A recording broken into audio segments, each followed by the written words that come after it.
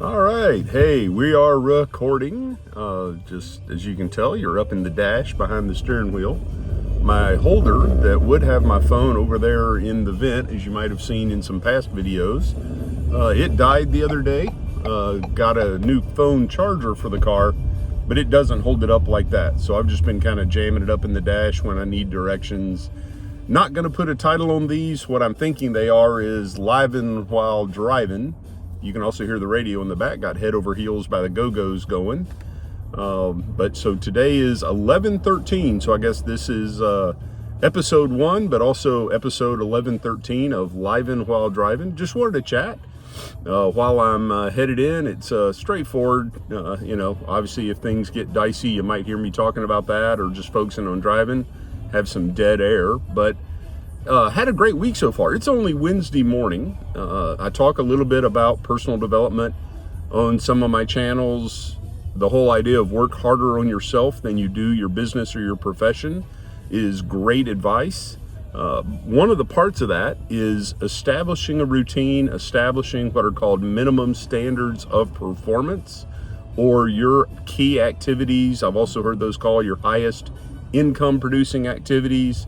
12-week year talks about using the 3 top things you need to get done. Whatever you use, this week, because of the schedule for my business, we had our last live Money 101 last night. I'll talk about that in a little bit as well, because of a realization that I made during the events. But I wanted to focus on inviting to that event. For my financial services business, it is sales related, so inviting is your key activity in a business like that. So I really focused on getting my invites for this week done by Tuesday morning. So instead of giving myself until Friday to get those done, I like getting them done by Thursday, a little less stress, enjoy the weekend. But I did all of them Monday. It was a holiday. I had the time to do it, focus on that instead of my blessed to do both work. And then last night we had not only the live event, but we also had a Zoom event on short notice. I got to present, which I enjoy.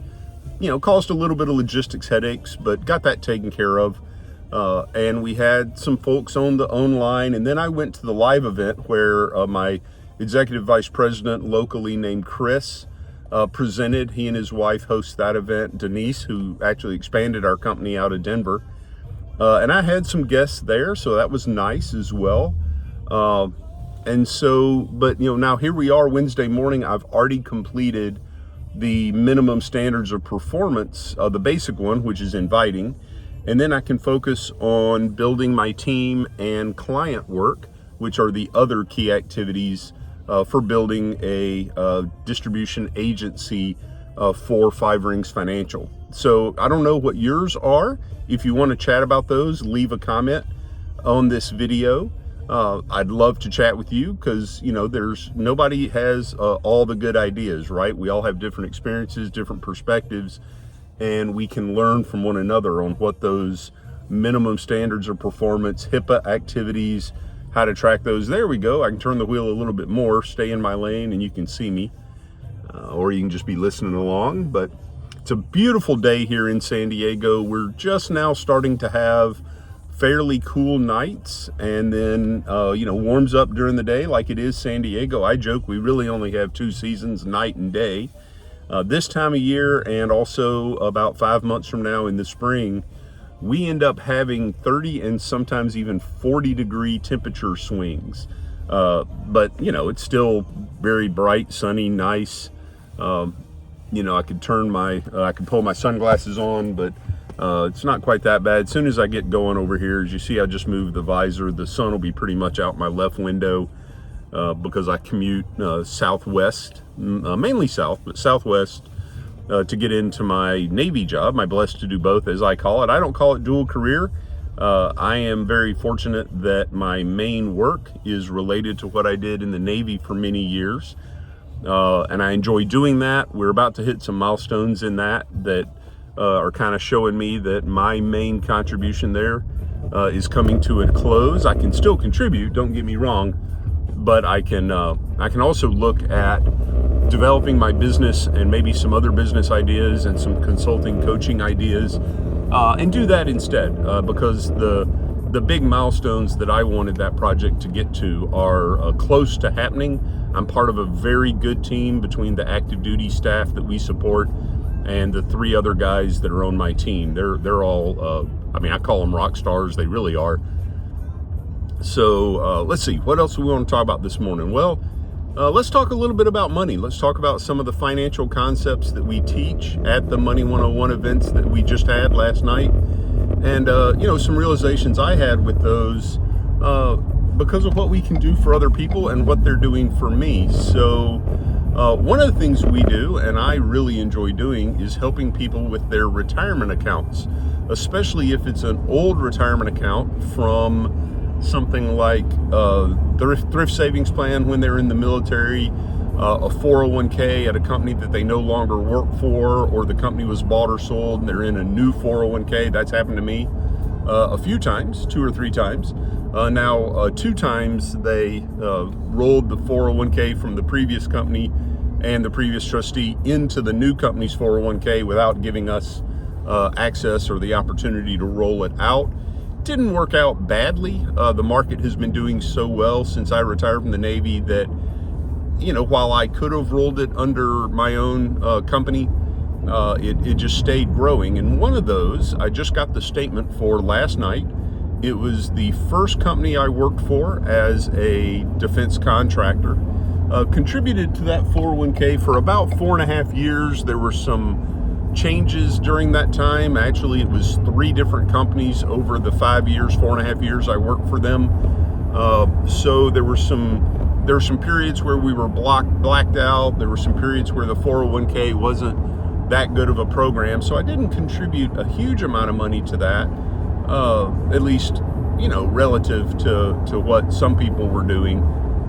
I did have other investments of our own going on. We were rebuilding a house and buying out the other heirs that's been in my wife's family. So we had some other financial things going on, but long story short, I have not contributed to that account since 2014.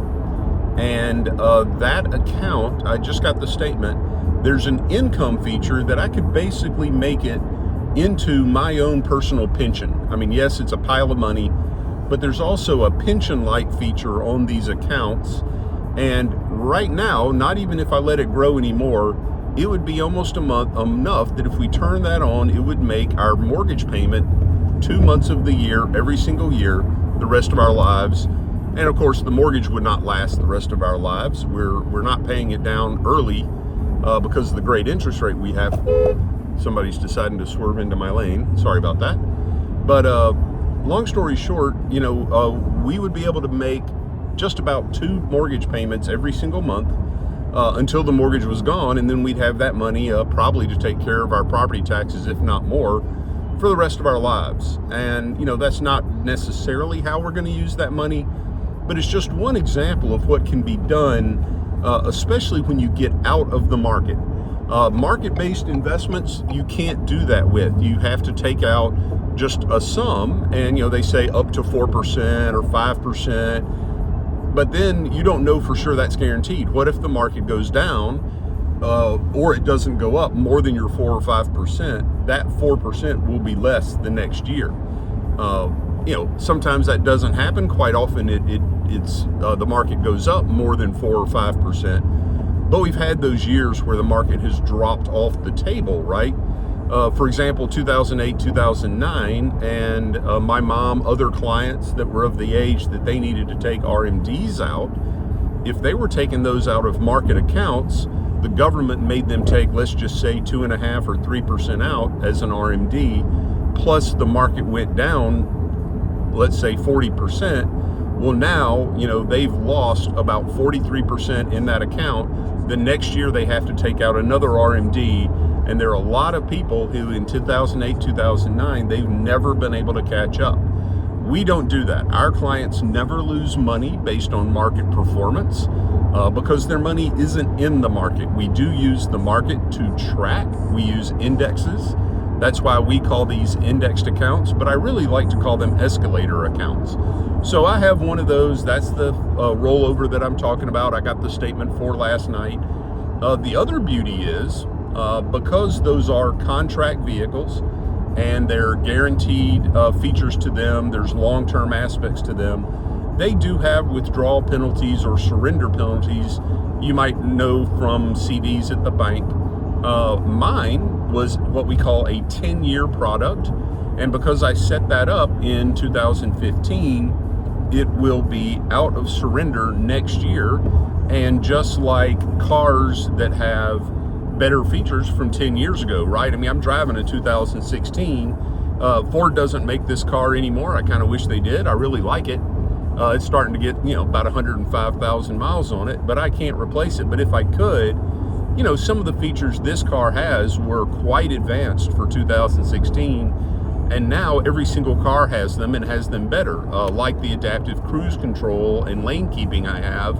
They're very rudimentary. Well, the same thing happens in financial products, where this account that I have, it has some nice features, but because I am in the industry, because I'm watching what happens, the likelihood is I can roll over that account, put it into another plan that will have that same private pension-like feature, but have even better performance and better features and better options for my family as my wife and I get older, as we possibly need this money for different uses. So, but you don't have to do that. The other thing is these accounts are designed, and the companies behind them are designed to be there for the rest of our lives, and what's really interesting is one of the companies I love partnering with, they have been around since the late 1840s.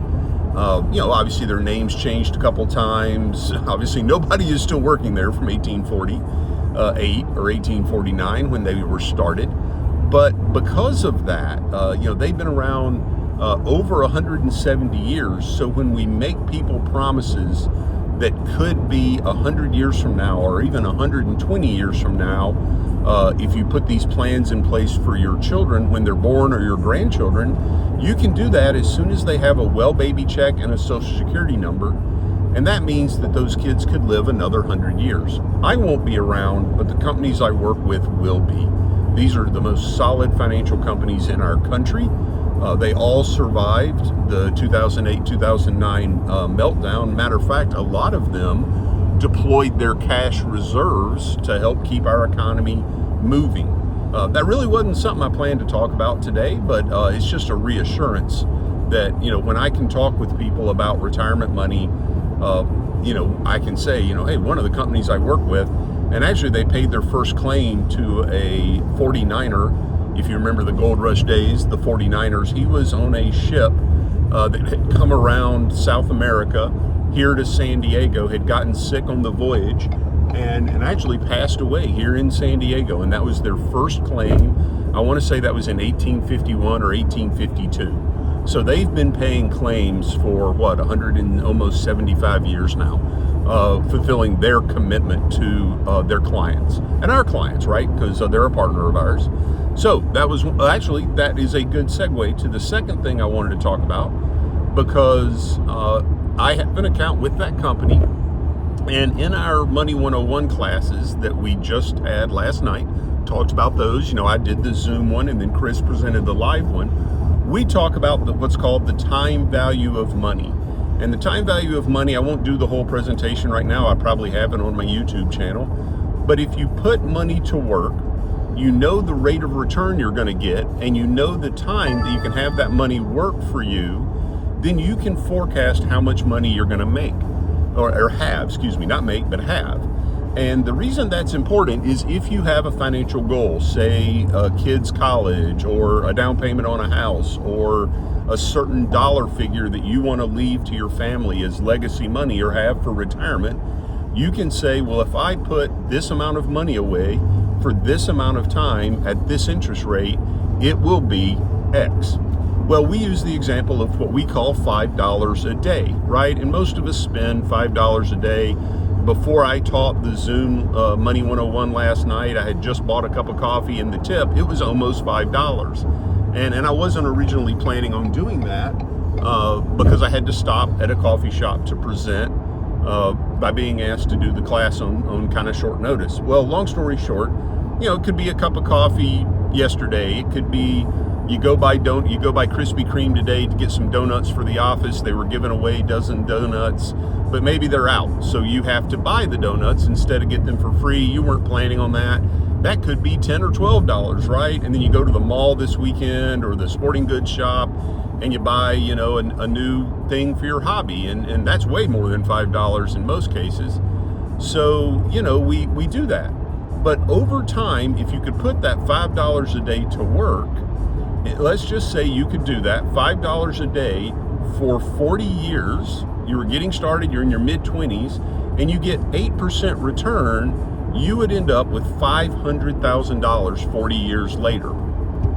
And, if you did that, that's $5 a day. Like I said, that's my cup of coffee last night. That's maybe going to the Roach Coach for lunch one day a week instead of bringing your lunch in. There's a young lady that's been messing around trying to get ahead of me in a big hurry. We're doing quite the speed, and she just exited off. She waited until the last minute. I hope everything's all right. She seems to be in a mighty big hurry. That happens sometimes. That was me yesterday afternoon, maybe not quite that aggressively.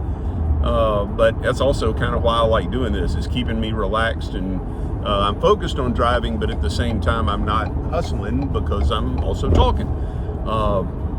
And I'm fine on getting into my blessed to do both work. But let's get back to what we're talking about, the $5 a day plan, and that's at 8%. If you get better than 8%, like we sometimes do the example at 10%, when we're doing well in the market in our accounts, if you get 10%, that $5 a day over 40 years becomes $1 million, right? But let's just stick with 500,000. That's a pretty good goal for only $5 a day. A $5 coffee turning into $500,000, giving it time. Well, I checked my account with the company that I was just talking about that's been around since the 1840s. And I put a little bit more. I only put $200 a month into that. I don't put the $150. It started at $150. I've walked it up a little bit. Well, I've checked that account. I got my annual statement yesterday, and I am right on that 8%. Actually, some months I'm getting 9.25%. But there's some months that there's some administrative things happening into that account. There's some tax-free wrapper that I have to purchase. So I don't get the 9.25 every single month. I get it for 10 months of the year. Sometimes I get a little bit extra too. So I'm beating that 8%, and it's never going to go down. It's another one of those accounts that goes up and sideways, the escalator accounts that I like. So I have no idea what that account's going to end up being worth. I don't have 40 years. I might. What if I live to 98 and I still have that account? It will be worth over $500,000 because it is earning more than 8% right now. Some months it doesn't do that, as I mentioned. It is based on market performance. It's not a guaranteed rate of return, but right now it has been hitting all this year. It's been earning 9.25%. So, when I sit there and I do an example in my class at 8%, and I know that my account is doing better than that, it gives me confidence in what I'm telling people. I like that. I don't like making wild projections. There are some years that my market-based accounts that a lot of us have. I don't have that license anymore, but I do have money in the market. There are some years my market-based accounts have done very, very well, while my indexed accounts, my escalator accounts, have also done well and done, anywhere from 6 or 7%, 5% to one of the accounts actually did 20% last year. It's not designed to do that, but I'm really glad it did because, again, these accounts go up and they lock that gain in. So let's see. I've talked a little bit about our Money 101s last night.